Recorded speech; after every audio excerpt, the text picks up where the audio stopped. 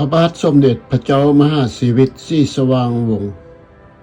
องค์สมเด็จธรรมิกราช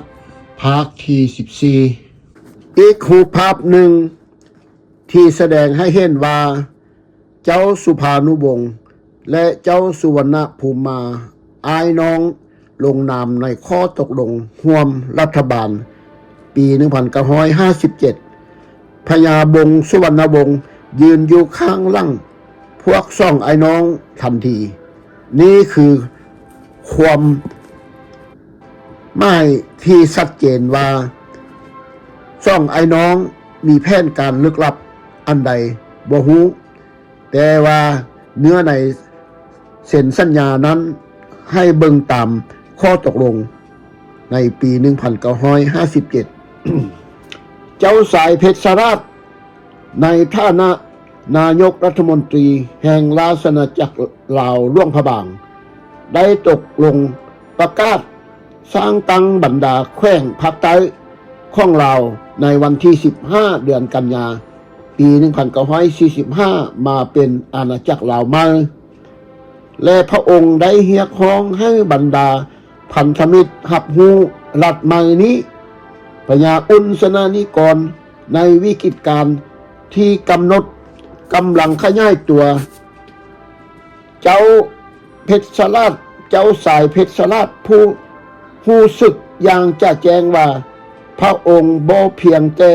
ต้องเฮ็ดอย่างเด็ดขาดเท่านั้นแต่ในฐานะเป็นนายกรัฐมนตรีก็มีสิทธิ์และอำนาจในการกระทำพระองค์บ่ได้รับการสนับสนุนจากพระมหากษัตริย์ผู้ที่กล่าวว่าการเคลื่อนไหวดังกล่าวในปัจจุบันจำเป็นต้องได้ให้สัตยาบันจากฝรั่งเศสและผู้ที่อยู่ในตอนนั้นแม่นอารักขาของอเมริกาสมัยใหม่แต่คำนึงถึงสถานะภาพทางการเมืองที่ละเอียดอ่อนในประเทศอยู่ในขณะนั้นพวกแนวลาวอิสระปฏิเสธเสรีลาวและเสรีภาพของลาวเสมอมาเพราะพวกเขามีความคิดที่สนับสนุนต่อลัทธิคอมมิวนิสต์เจ้าสายเพชรสราชในฐานะนายกรัฐมนตรีแห่งราชอาณาจักรหลวงพระบางได้ตัดสินใจประกาศเมื่อวันที่15เดือนกันยาปี1945ถึงการหัวเมืองทางตอนใต้ของลาวเข้าเป็นราชอาณาจักรลาวใหม่และพระองค์ได้วิ่งบอนให้ฝ่ายพันธมิตรยอมรับฮู้รัฐใหม่นี้พญาอุนสนานิกรในวิกฤตที่เพิ่มขึ้นเจ้าสายเพชรสราชรู้สึกอย่างชัดเจนว่าพระองค์บ่เพียงแต่ต้องดำเนินการอย่างเด็ดขาดเท่านั้นแต่ในฐานะนายกรัฐมนตรีพระองค์มีสิทธิอำนาจที่จะกระทำได้พระองค์บ่ได้รับการสนับสนุนจากพระมหากษัตริย์นี้มันความหมายและเว้าเพิ่มเติมเพื่อให้เข้าใจและแจ่มแจ้งผู้ซึ่งกล่าวว่าการเคลื่อนไหวดังกล่าวจำเป็นต้องได้รับการให้สัตยาบันจากฝรั่งเศสในเวลานั้นพระมหากษัตริย์ก็มกมุนอยู่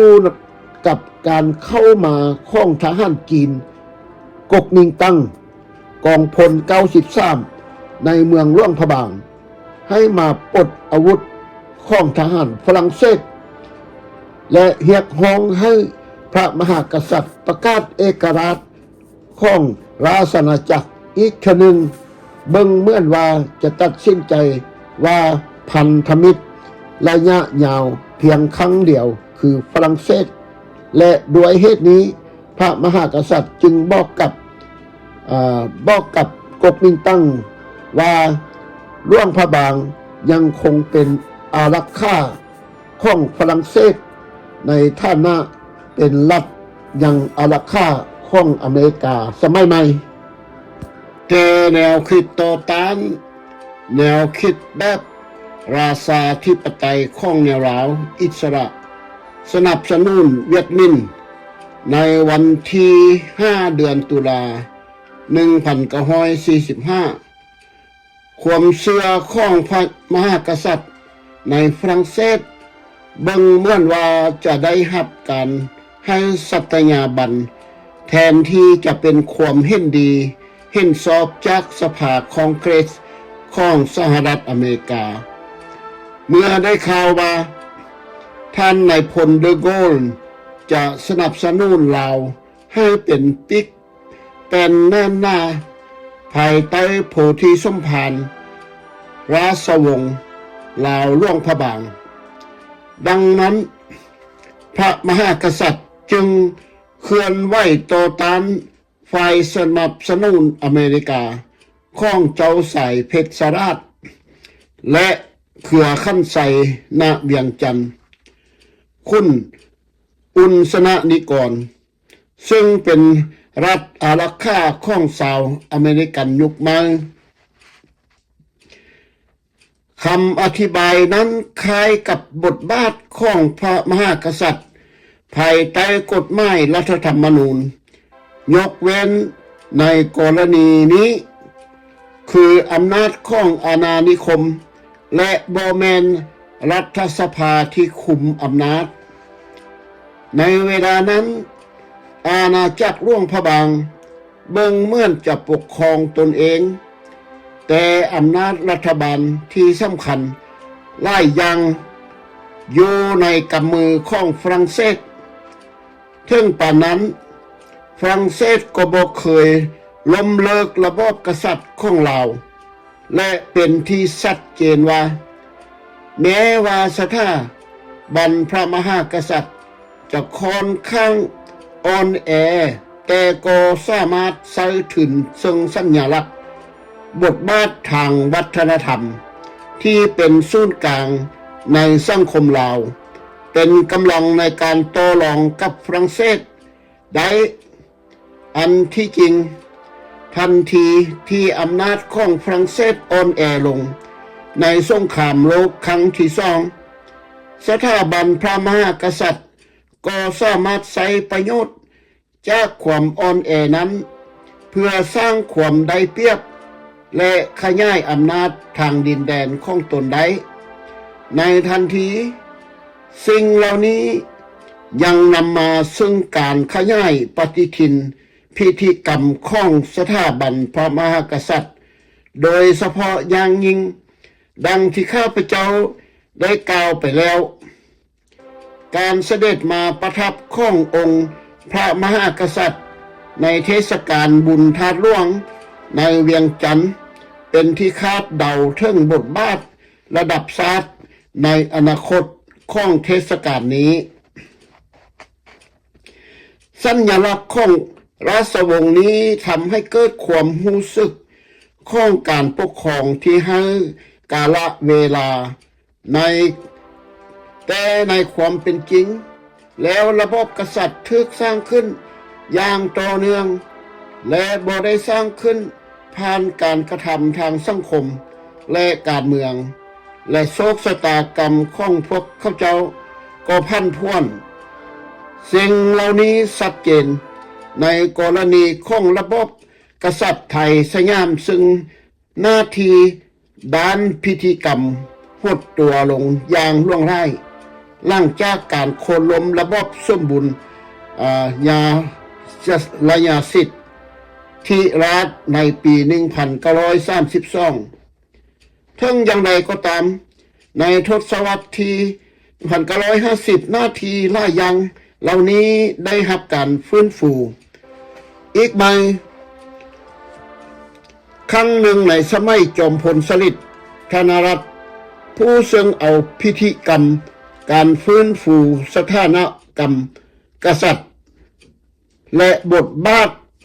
เชิงสัญลักษณ์ของกษัตริย์มาใช้ก็ให้เกิดการพัฒนาและเอกภาพของชาติในช่วงทศวรรษปี 1970 สถาบันกษัตริย์ได้กลับมามีอำนาจอีกครั้งในสังคมไทยสยามส่วนในประเทศลาวมีความพยายามเช่นกันที่จะขยายหน้าที่พิธีกรรมของสถาบันกษัตริย์เพื่อเผยแผ่บทบาทระดับชาติ ของสถาบันกษัตริย์และเพื่อเผยแพร่สถาบันกษัตริย์ท่ามกลางชุมชนกลุ่มน้อยการขยายการขาดทรัพยากรและสงครามในลาวเฮ็ดให้ความพยายามเหล่านี้ประสบผลสำเร็จราชาธิปไตยควรได้รับการยอมรับบ่แม่นเป็นเพียงสิ่งที่ผูกพันกับสมาชิกของเชื้อราชวงศ์เท่านั้นแต่ฟังแน่นอยู่ในบุคคล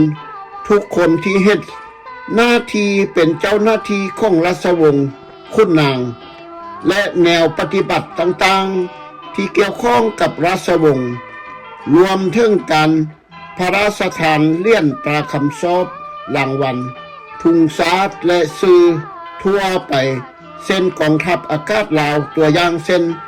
ลาวบ่เพียงแต่ได้รับตำแหน่งเท่านั้นแต่ยังห่วมถึงชนกลุ่มน้อยด้วยโดยเฉพาะอย่างยิ่งพญาตุบีลีฟุงผู้นำชาวเผ่ามงซึ่งเป็นสมาชิกสภาพระมหากษัตริย์ด้วยสิ่งเหล่านี้ล้วนประกอบขึ้นเป็นสถาบันกษัตริย์และผูกโยงบุคคลและกลุ่มบุคคลเข้ากับการดำรงไว้โดยธรรมชาติแล้วบ่มีสถาบันของมนุษย์วัฒนธรรมหรือการเมืองได้ที่จะคงอยู่ตลอดไปบ่ว่าหรือภาพลวงตาใดจะทึกเฮียกขึ้นมาแต่ราชาธิปไตยผ่านการผูกสัมพันธ์กับศาสนาอย่างใกล้ชิดเป็นหนึ่งในสถาบันของมนุษย์สามารถสร้างภาพลวงตาแห่งกาลเวลาได้อย่างมีประสิทธิภาพที่สุดโดยวิธีใดวิธีหนึ่งจะคงอยู่ตลอดไปในฐานะที่เป็นรูปแบบทางวัฒนธรรมนี้เป็นความสำเร็จครั้งสำคัญและมันได้เฮ็ดให้ความรู้สึกต่อเนื่องโดยเฉพาะอย่างยิ่งในโลกสมัยใหม่ที่เบิ่งเหมือนว่าบ่หยุดเซ้ยความละแวกระแวงระวังทางการเมืองของราชวงศ์สมัยใหม่สามารถเห็นได้จากแง่นี้เนื่องจากข้าพเจ้าให้ความเห็นว่าการเมืองเป็นตัวอย่างที่ดีของโชคลาภที่บ่แน่นอนการพลิกผันและการซั่วข่าวข้าพากหลวงยืนเมื่อเนื้อกว่าและนอกเนื้อจากนี้แรงที่มาอันยั่งยืนของความชอบธรรมของรัฐบาลศาสตร์และศาสตร์นิยมซึ่งพยายามสร้างความรู้สึกให้กาลเวลาเป็นสิ่งทดแทนหลักสำหรับราชวงศ์ในโลกสมัยใหม่แต่ที่ซึ่งศาสตร์และสถาบันกษัตริย์มีความเชื่อมโยงอย่างใกล้ชิดการร่วมกันนี้ถือเป็นสิ่งที่มีศักยภาพในบริบทสมัยใหม่ลักษณะของการระบุตัวตนของสถาบันพระมหากษัตริย์กับประเทศชาติแตกต่างกันไปตามประเภทของลัทธิศาสตร์นิยมที่เด่นชัดในประเทศใดประเทศหนึ่งเมื่อการปัชญกรรมสมาชิกของศาสตร์ถูกกำหนดโดยความจำเป็นพลเมืองบทบาทที่ควบคุมของสถาบันพระมหากษัตริย์ก็จะกว้างขวางหลายขึ้นส่วนหนึ่งของมหัศจรรย์ของระบบราชาธิปไตยคือความสามารถของพวกเขาเจ้าที่จะควบคุมเรื่องทั้งหมดของพวกเขาและเบิ่งเหมือนว่าจะอยู่เหนือชนชั้นทางสังคมและชาติเผ่าพันธุ์ยกตัวอย่างเช่นว่าราชอาณาจักรอังกฤษเป็นอาณาจักรของราชวงศ์ที่มีลำดับชั้นและเหมือนธรรมชาติควบคุมผู้คนที่หลากหลายทั่วโลกผ่านขบวนแห่พิธีประณีตประณียิ่งขึ้นโดยมีราชาแห่ง ราชาอังกฤษเป็นศูนย์กลางอย่างใดก็ตาม ในอาณาจักรที่ความแตกต่างทางเชื้อชาติมีบทบาทสำคัญ ผู้ดีของอังกฤษมักจะรู้สึกเหมือนอยู่บ้านกับเจ้าหญิงอินเดียไล่กลัวกับคนชั้นต่ำราชาธิปไตยพิธีกรรมและสัญลักษณ์ในปี 1935 ในตอนท้ายของการอธิบายอันยาวนานเกี่ยวกับสถานะทางการเมืองของเราท่านฟรังซัวอีเซได้กล่าวถึงบทบาทซึ่งสัญลักษณ์ของสถาบันพระมหากษัตริย์ร่วงพระบางทรงปล่อยปะพวกเขาไว้นานแล้วแท้จริงแล้วสิ่งเหล่านี้นั้นที่เฮามักคิดว่าสอดคล้องกับแนวคิดเรื่องอำนาจอธิปไตยอนุรักษ์ไว้เฉพาะแง่มุมทางศาสนาอันบริสุทธิ์ของอำนาจอธิปไตยนั้นและคุณลักษณะทางพิธีกรรมก้าวคือด้านอำนาจอธิปไตยพลังที่แท้จริงของมันอ่อนแอลงแต่หลังจากรักษาเกียรติยศทางศาสนาไว้ในมือประชาชนแล้วมันบ่แม่นเพียงแต่การยกย่องสรรเสริญอันศักดิ์สิทธิ์นี้เท่านั้นที่ต้องได้รับการอนุรักษ์ด้วยความสันโดษและความเอาใจใส่แต่ยังอ้อมหอบไปด้วยเอกลักษณ์และความเคารพซึ่งบ่เพียงแค่ปรากฏแต่ความเคารพพออย่างจริงใจที่มอบให้กับตัวแทนที่เสื่อมโทรมของราชวงศ์อันหุ่งเหืองอินโดจีนเบิ่งเหมือนว่าถูกกำหนดไว้แล้วโดยแท้ว่าจะมีระเบียบทางการเมืองเช่นนี้ซึ่งบ่สามารถลบล้างไปจากใจของคนที่เชื่อโศกลางเหล่านี้ซึ่งผูกพันกับกษัตริย์ของตนได้โดยง่ายซึ่งยังคงเป็นตัวตนของเชื้อชาติและพิธีกรรมทางสายตาของพวกเขาแทนที่จะเป็นกษัตริย์เองความขี้คาดของเขาทำให้เขากลายเป็นไส้รอฟ้าสำหรับความบ่พอใจนี่เป็นกรณีในประเทศลาวอย่างแน่นอนซึ่งนักวิจารณ์ราชวงศ์ร่วงพระบางฮีบตำหนิที่เตียนสมเด็จอมงกุฎราชกุมารศรีสว่างวัฒนาว่าทรงซักนำพระราชบิดาให้เข้าใจผิดแม้ว่าจะบ่มีหลักฐานที่ชัดเจนถึงความแตกต่างก็ตามความแตกต่างของความคิดเห็นระหว่างพวกเขา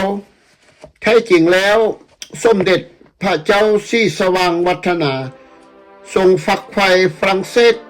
แต่พระองค์อื่นๆก็เช่นกันแต่ก็บ่ได้หมายความว่าพวกเขาฝักใฝ่ลัทธิล้าอาณานิคมอันที่จริงข้าพเจ้าคิดว่า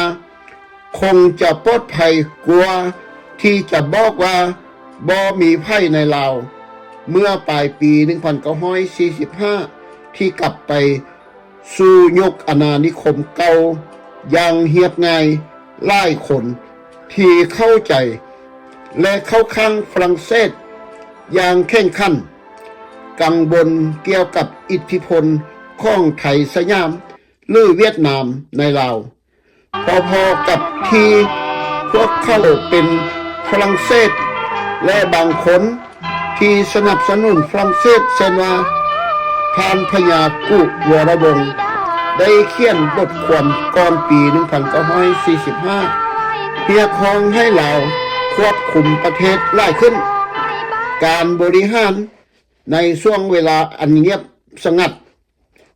สงบของเขาท่านพญากระต่ายโดนสโสฤทธิ์จะแสดงให้เห็นอย่างชัดเจนว่าเขาและคนอื่นๆได้รับประโยชน์ อย่างหลายที่สุดจากการเข้าถึงวัฒนธรรมฝรั่งเศส